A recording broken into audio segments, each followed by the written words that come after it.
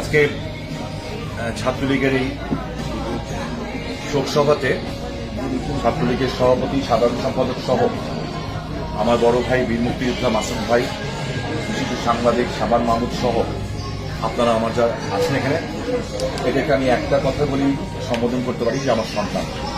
কারণ আপনার সবাই আমার সন্তান তুল্য এবং এই বিদেশের মাটিতে থেকেও যেভাবে আপনারা পরিশ্রম করছেন দেশের জন্য, দেশের মানুষের জন্য, ঠিক যেভাবে ৭১ সালে স্বাধীনতা যুদ্ধে আমাদের মুক্তিযোদ্ধারা এই মাসুদ ভাইরা যেভাবে যুদ্ধ করে দেশ স্বাধীন করার চেষ্টা করেছিলেন, দেশ আজকে আবার পরাধীন, আবার দেশে একই অবস্থায় ফিরে গেছে। সেখানে আপনারা যে বিদেশের মাটিতে থেকেও এত কষ্ট করে লেখাপড়া করে কাজ করে আপনারা যেভাবে সংগঠনকে সময় দিচ্ছেন, দেশের মানুষের জন্য কাজ করছেন, আমি আমার অন্তর থেকে আপনাদেরকে কৃতজ্ঞতা এবং ধন্যবাদ এবং দোয়া জানাচ্ছি। আমার কোনো ফেসবুক নাই, ইউটিউব নাই, আমি এগুলি বুঝি না, আইটি সেক্টরে বুঝি না। আমার কিছু জিনিস খুব জানতে ইচ্ছা করে সেই প্রশ্নগুলি আমি আপনাদের মাধ্যমেই, যেহেতু আপনারা এগুলি বুঝেন, আধুনিক, হ্যাঁ, আপনাদের ফেসবুক আছে, টুইটার আছে, ইউটিউব আছে, আপনাদের মাধ্যমে আমার দেশের যারা মানুষ আছেন আমি তাদের কাছে কিছু প্রশ্ন আজকে জিজ্ঞাসা করতে চাই। কারণ আমরা অনেক দূরে বসে আছি। ৫ই আগস্টের পর থেকে আমরা দেশে নেই। এটা আমাদের ব্যর্থতা যে আমাদের দেশকে আমরা বাঁচাতে পারি। সেইখানে আমার প্রথম প্রশ্ন হলো যে আমাদের দেশের মানুষ ভালো আছেন নাকি? এটা হলো আমার প্রথম প্রশ্ন। আমি আমার দেশের মানুষকে জিজ্ঞাসা করতে চাই, যারা মধ্যবিত্ত নিম্নবিত্ত পরিবার আছে তারা কি ৩ বেলা ভালো করে খাচ্ছেন তো? মাস শেষে তাদেরকে কি কারোর কাছে টাকা হাওলাত করতে হচ্ছে না তো? কারণ আমরা শুনেছিলাম ডক্টর ইউনূস ক্ষমতায় আসলে নাকি বাংলাদেশের মানুষ সোনার চামচ দিয়ে ভাত খাবে, রূপার বাটিতে পানি খাবে, কিন্তু ঘটনা হয়েছে উল্টা। ব্যাংকগুলি খালি হয়ে গেছে, দেশ লুটপাট হয়ে গেছে, দেশের অর্থনীতি আমার মনে হয় বাংলাদেশের ইতিহাসে এর চেয়ে বাজে অর্থনীতি আর কোন সময় দাঁড়ায়নি। জাতির পিতার কন্যা যেখানে আমাদের জিডিপি +8 নিয়ে গেছিলেন অলমোস্ট, সেখানে আজকে জিডিপি 3 সামথিং বলা হচ্ছে। এটা কোন জায়গায় যে ঠেকবে সেটা আমি জানি না। আজকে আমার প্রশ্ন, যারা ২৪শে আন্দোলন করেছেন, আমি দৃঢ়ভাবে বিশ্বাস করি এদের মধ্যে ৯৮% মানুষ ডক্টর ইউনূস সাহেব, মোহাম্মদ ইউনূস নামটা, আমি ওনার কাছে কোনোদিন কোনো অনুরোধ করবো না, একটা অনুরোধ করবো উনি ওনার নামটা যাতে বন্ধ রাখেন। কারণ মোহাম্মদ ইউনূস নামটা অনেক পবিত্র নামটা বদলানো উচিত। আমি মাঝে মাঝে ইউটিউব দেখি, বাংলাদেশে বেশ কিছু নাম করা স্বনামধন্য ব্যক্তিত্ব আছেন যারা এখনো সাহস করে কথা বলছেন। কেউ বাটপার বলেন ওনাকে, বাটপার ইউনূস, কেউ বলেন সুদখোর ইউনূস, কেউ বলেন দেশ ধ্বংসকারী ইউনূস। উনি মুরব্বী মানুষ, আমি একটা কথাও ব্যবহার করতে চাই না, আমি বলতেও চাই না। বাট ইটস ট্রু যে বাংলাদেশের যে মুভমেন্টটা হয়েছিল, এই মুভমেন্টটাতে জাতির পিতার কন্যা শেখ হাসিনা অনেক আগের থেকেই বুঝতে পেরেছিলেন ব্যর্থতা আমাদের, যারা আমরা মাঠ পর্যায়ে ছিলাম, আমরা সেটাকে প্রোটেক্ট করতে পারিনি।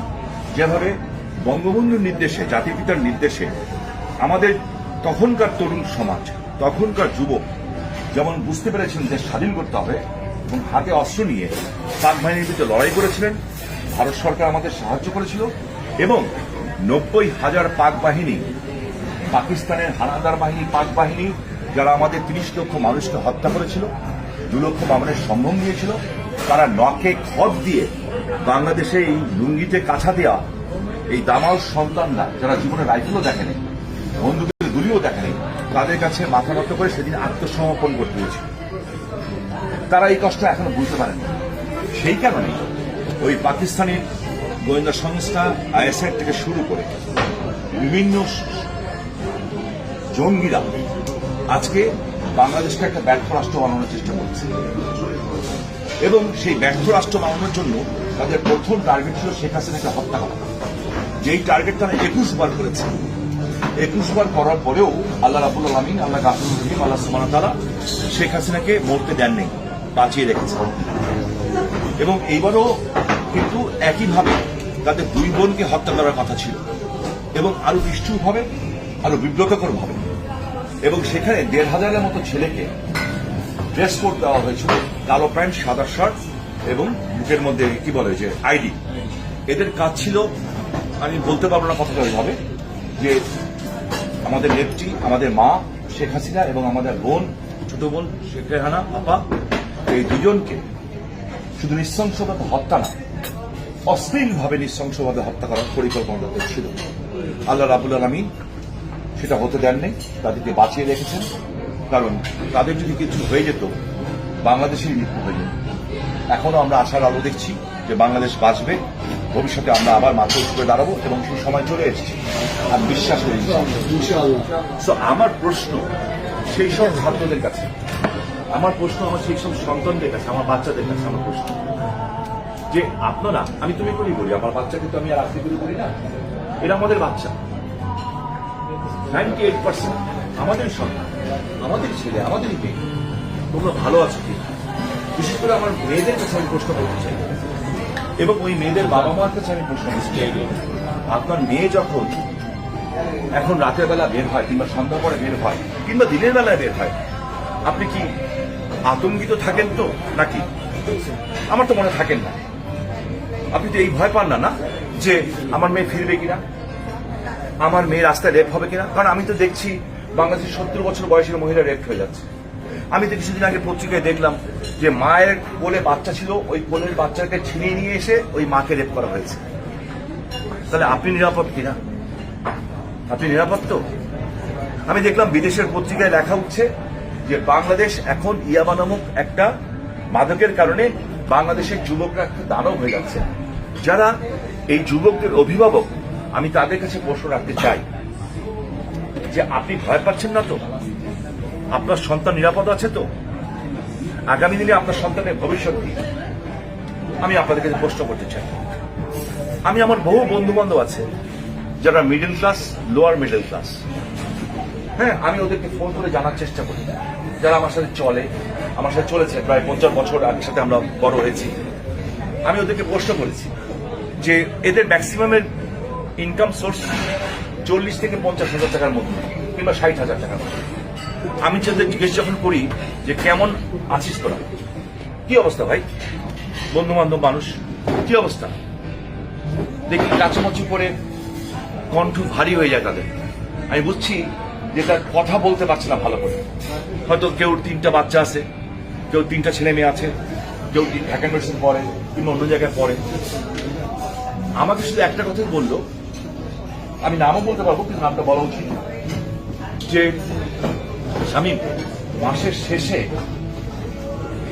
30 দিন চলে না, 30 দিন চলে না, মাসের শেষের 7টা দিন যে এই পর্যন্ত আল্লাহ কিভাবে চালা রাখতেছে এখন পর্যন্ত বলতে পারতেছে না।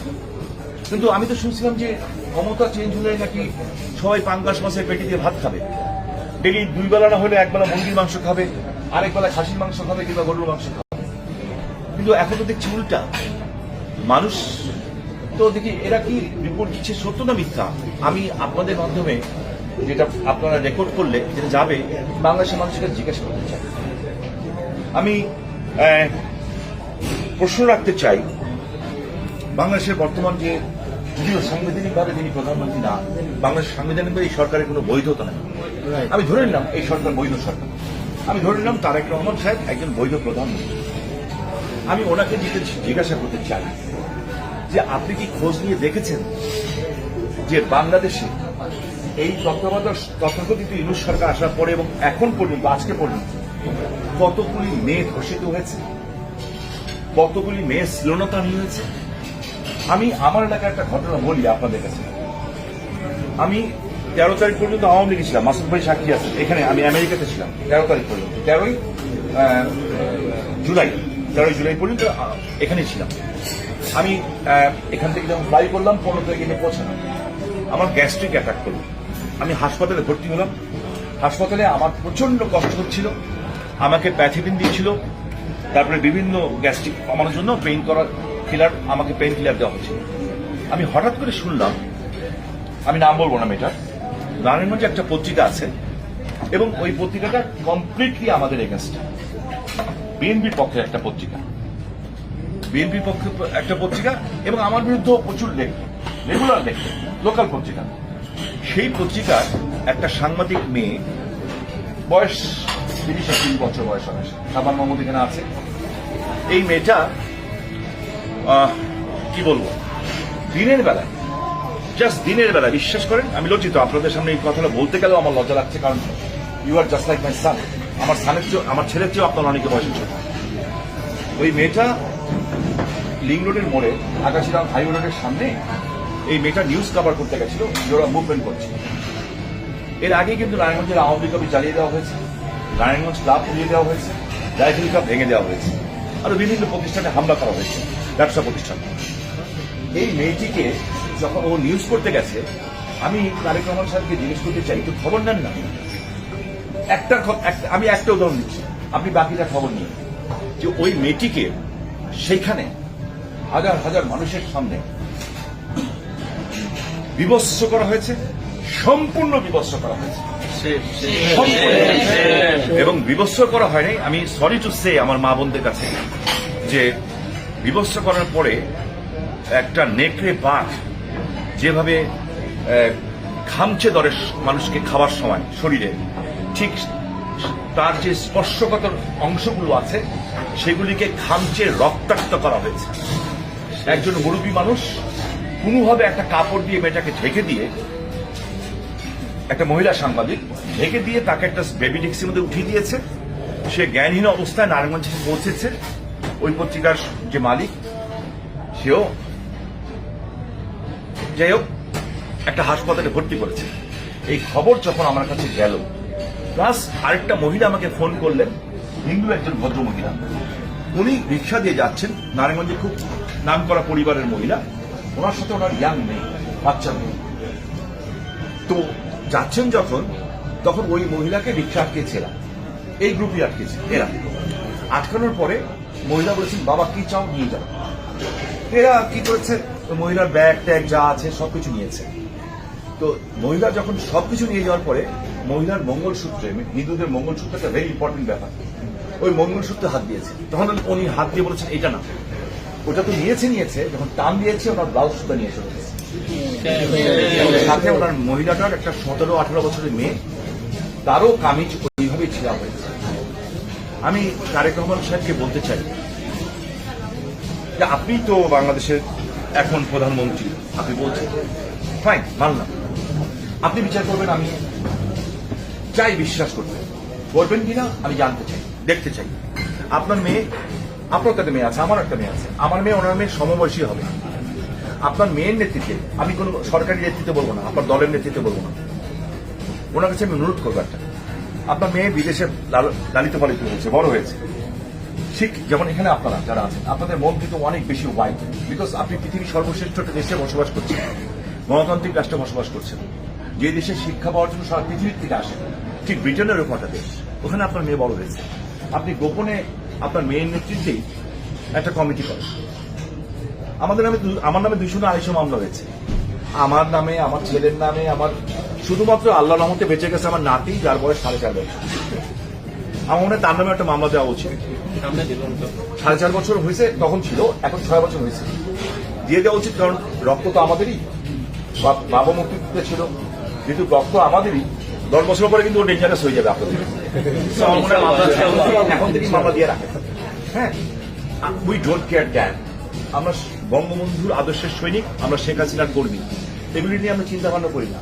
তাহলে বলবেন দেশ ছাড়লেন কেন? এই জন্য দেশ ছেড়েছি। Sometimes offence the best defence, sometimes defence the best offence. দেশের মানুষ বোঝার দরকার ছিল, মানুষ এখন কি বুঝছে এটা আমি এই জন্যই জানতে চাচ্ছি।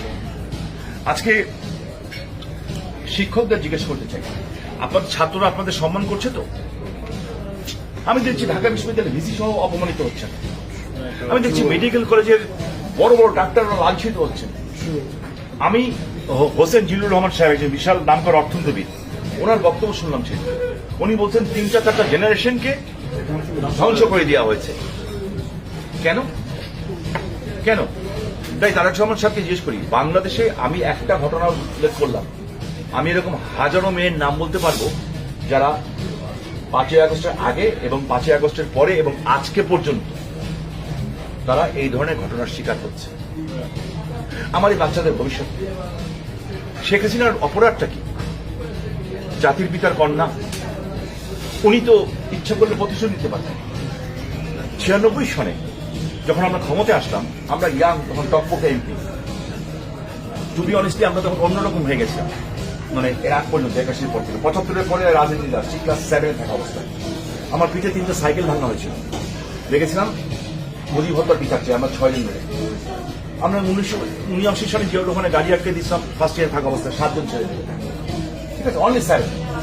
আমাদের ফাটিয়ে ফেলা হয়েছিল, মেরে দেখা লাগেনি। কিন্তু আজকে কষ্ট লাগছে। আমার বাবা গুলি খেয়েছিল বুকে, বঙ্গবন্ধু পরিবারকে মুক্ত করতে চেয়ে মুক্তিযোদ্ধা। আমার বড় 2 ভাই মুক্তিযোদ্ধা। বড় ভাই কামাল ভাইয়ের বন্ধু ছিলেন, মাসুম ভাইদের পরিচিত ছিলেন। যে রাতে আমার ভাইয়ের বিয়ে হয়েছে, সেই রাতেই শেখ কামাল ভাই রাত 4:30 সাড়ে 12টা পর্যন্ত আমার ভাইয়ের বিয়ের অনুষ্ঠান। সেই রাত্রে আমার ভাই আমার মায়ের নির্দেশে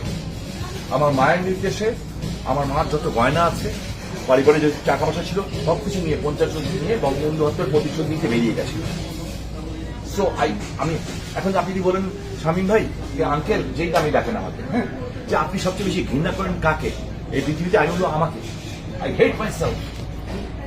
আমি আমাকে প্রচন্ড ঘৃণা করি। আমি দেখতে পাচ্ছি আজকে দেশের এই অবস্থা। তারেক রহমান সাহেবের কাছে প্রশ্ন করতে চাই, আপনি তো, আমি জানি না আপনি কতটুকু বিশ্বাস করেন উনি করেন কি করেন। উনি ইলেকশন ক্যাম্পেইন শুরু করলেন শাহজালাল বাবার দরবার থেকে।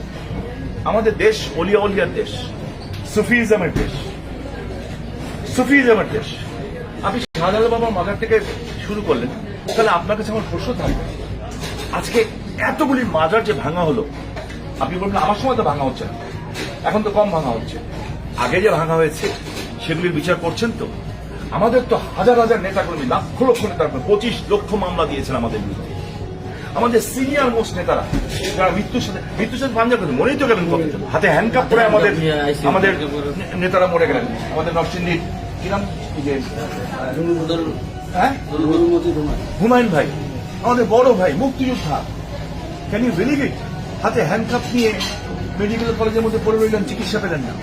এরকম একটা থেকে ঘটনা, বহু মানুষকে এরকম হত্যা করা যায়। আমাদের আউন ভাইয়ের মতো 86-87 বছরের বৃদ্ধ মানুষ, হ্যাঁ, তাদেরকে জেলখানায় রেখে যাওয়া হয়েছে। ভালো, আরো রাখেন, কোনো আপত্তি নেই। তো আল্লাহর অলিয়ার দেশ তো, আল্লাহর অলি কিন্তু মাফ করে দেয়, আল্লাহ কিন্তু মাফ করে না।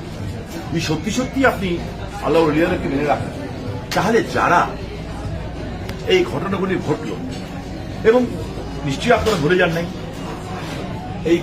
সেই সময় একজন অলিয়া যার কবর দেওয়া হয়েছিল, পৃথিবীর ইতিহাসে, আমি আপনাদের মতো জানি না, আপনারা এখানে বড় বড় ইউনিভার্সিটি লেখাপড়া করছেন, একটু প্লিজ সার্চ করেন না, পৃথিবীর ইতিহাসে এমনকি প্রথম বিশ্বযুদ্ধ, দ্বিতীয় বিশ্বযুদ্ধ, আমার মনে হয় এই ঘটনা ঘটে, যে কবরের ভিতর থেকে লাশ উঠিয়ে সেই লাশকে পেটানো, বাজনা বাজানো, গান গাওয়া, এবং সেটাকে আবার আগুন দিয়ে পুড়িয়ে দেওয়া।